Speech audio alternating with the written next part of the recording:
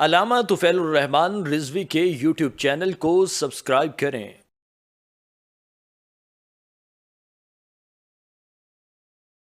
بسم اللہ الرحمن الرحیم۔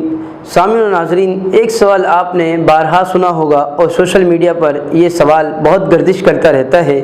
وہ سوال یہ ہے کہ جنتی مردوں کو اللہ تعالیٰ جنت میں حوریں عطا فرمائے گا، تو عورتوں کو جو جنتی عورتیں ہوں گی ان کو جنت میں کیا ملے گا؟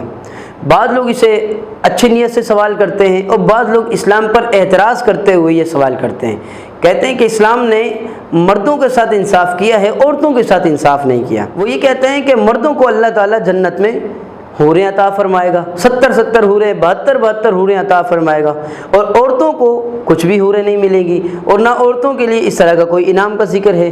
اسی لیے بعض جو اسلام پر اعتراض کرنے والے ہیں وہ اس بات کو بہت اچھالتے ہیں اور یہ کہتے ہیں کہ اسلام نے عورتوں کو کوئی حقوق نہیں دیے ہیں۔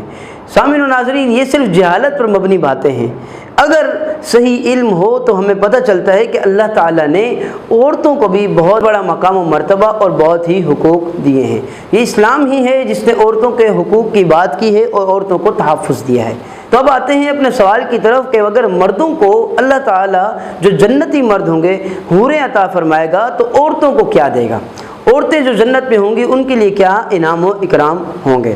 تو آئیے اس کا جواب سنتے ہیں۔ اس کا جواب یہ ہے کہ اللہ تعالیٰ جنتی مردوں کو حوریں عطا فرمائے گا، اور جو جنتی عورت ہوگی وہ اگر شادی شدہ ہوگی تو اللہ تعالیٰ اسے وہی جنتی شوہر بھی عطا فرمائے گا، اور جنتی شوہر کو ملنے والی حوروں کی اللہ تعالیٰ اس عورت کو یعنی اس بیوی کو اللہ تعالیٰ سردار بنائے گا۔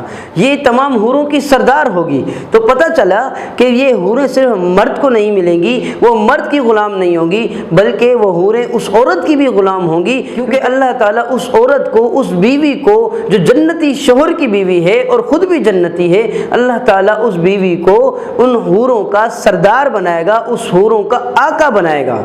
تو اس سے یہ پتہ چلتا ہے کہ وہ حوریں صرف جنتی مردوں کو نہیں ملیں گی بلکہ جنتی عورتوں کی بھی خادمائیں ہوں گی اور جنتی عورتوں کی بھی کنیزیں ہوں گی۔ اب سوال یہ آتا ہے کہ اگر کوئی عورت شادی شدہ نہ ہو، کنواری ہی دنیا سے چلی جائے، تو اللہ تعالیٰ اسے جنت میں کیا عطا فرمائے گا؟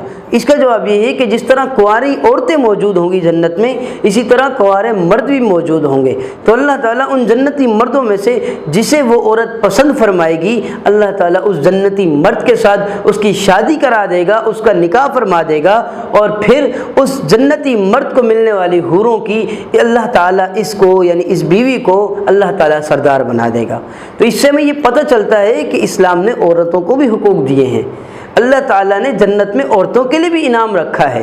اللہ تعالیٰ نے جنت میں عورتوں کے لیے بھی تعظیم اور اکرام کا سلسلہ قائم رکھا ہے، اور اللہ تعالیٰ مزید یہ کرم فرمائے گا کہ ان عورتوں کو حسین و جمیل بنا دے گا، اور اللہ تعالیٰ شوہر اور بیوی کے درمیان مزید محبت کو پیدا فرما دے گا۔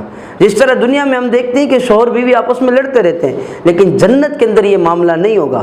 جنت کے اندر ناراضگی نہیں ہوگی بلکہ جنت کے اندر صرف رضامندی ہوگی، خوشی ہوگی، محبت ہوگی، اور حوریں ہوں گی جو کہ ان جنتی مرد و عورت کی ہمیشہ خدمت کرتی رہیں گی۔ سامعین و ناظرین، یہاں ایک اور سوال بھی پیدا ہوتا ہے کہ اگر کسی عورت کے متعدد شوہر ہوں، مثال کے طور پر ایک شوہر کے ساتھ شادی ہوئی، وہاں سے طلاق ہو گئی، اس شوہر کا انتقال ہو گیا، پھر اس نے جا کر کہیں اور شادی کر لی، اب جنت کے اندر وہ کس شوہر کے ساتھ رہے گی؟ پہلے شوہر کے ساتھ، دوسرے شوہر کے ساتھ، یا تیسرے شوہر کے ساتھ؟ اسے کون سا شوہر ملے گا؟ تو اس کا جواب یہ ہے کہ اس بارے میں مختلف اقوال ہیں۔ بعض علماء تو یہ فرماتے ہیں کہ جو اس کا آخری والا شوہر ہوگا اللہ تعالیٰ وہ شوہر جنت میں اسے عطا فرمائے گا، اور بعض علماء یہ فرماتے ہیں کہ اللہ تعالیٰ اس عورت کو اختیار عطا فرمائے گا کہ ان میں سے جو بھی اچھے اخلاق والا تھا، جس نے بھی تجھے زیادہ پسند کیا، جس سے تو نے بہت زیادہ محبت کی، اس میں سے جسے تو اختیار فرمانا چاہے اختیار فرما لے، تو اللہ تعالیٰ اختیار عطا فرمائے گا، اور عورت کو اللہ تعالیٰ وہاں بھی عزت عطا فرمائے گا۔ تو اس سے ثابت ہوا کہ اللہ تعالیٰ نے مردوں کے لیے جس طرح جنت میں انعام اور اکرام رکھا ہے، اسی طرح عورتوں کے لیے بھی انعام و اکرام رکھا ہے۔ جو لوگ اعتراض کرنے والے ہیں وہ محض جہالت کی بنیاد پر اسلام پر اعتراض کرتے ہیں، لیکن جیسے ہی وہ اسلام کو پڑھتے ہیں، اسلام کو سیکھتے ہیں، اسلام کی تعلیمات سے واقف ہوتے رہتے ہیں، ان کے دلوں میں اسلام کی محبت بیٹھ جاتی ہے۔ تو لہٰذا جو بھی اسلام پر اعتراض کرے، بجائے ان کے اعتراض کے پیچھے چلنے کے، بجائے ان کے اعتراض کو اہمیت دینے کے، انہیں تعلیم حاصل کرنے کی طرف راغب کریں، ان کی توجہ تعلیم کی طرف دلائیں۔ جیسے ہی وہ اسلام کو پڑھے گا، انشاءاللہ اس کے تمام اعتراض جو اسلام کے حوالے سے ہوں گے وہ یقیناً ختم ہو جائیں گے اور اس کے دل میں اسلام کی محبت بیٹھ جائے گی۔